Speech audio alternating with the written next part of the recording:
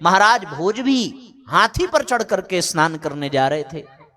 उन्होंने देखा कि महाकवि भारवी बिल्कुल बालू की रेत जो गंगा के किनारे है उसमें उनके पांव जले जा रहे हैं।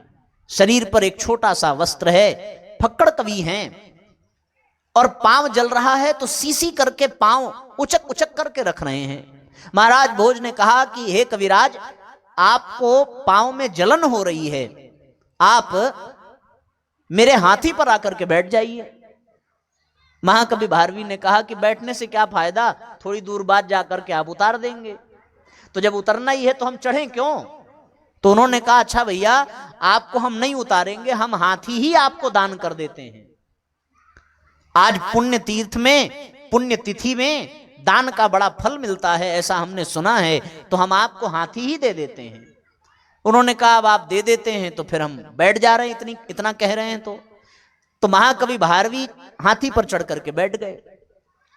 हाथी पर चढ़ करके बैठे तो राजा ने कहा कि जब तक रास्ते में चल रहे हैं तब तक आप हमें दान की महिमा बताइए। हमने आज की तिथि में आपको हाथी दान किया है, तो फिर ये इसका क्या पुण्य मिलेगा? महाकवि भारवी ने कहा कि क्या पुण्य मिलेगा ये तो मुझे नहीं पता, पर मैं आपको ये घटना ये बताता हूं कि मैं भी इसी तीर्थ में स्नान करने आया था और मैंने एक वृद्ध गरीब को इस रेत में चलते देखा और उसके पांव में गर्मी से छाले पड़ गए थे। तो हमारे पांव में टूटी हुई चप्पल थी, मैंने तुरंत अपनी टूटी चप्पल उस गरीब वृद्ध को प्रदान कर दी।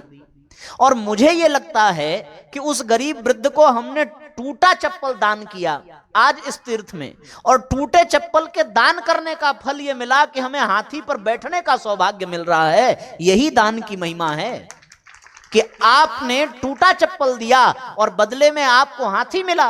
अब अगर आपने हाथी दान किया है तो बदले में क्या मिलेगा, इसकी तुलना कौन कर सकता है?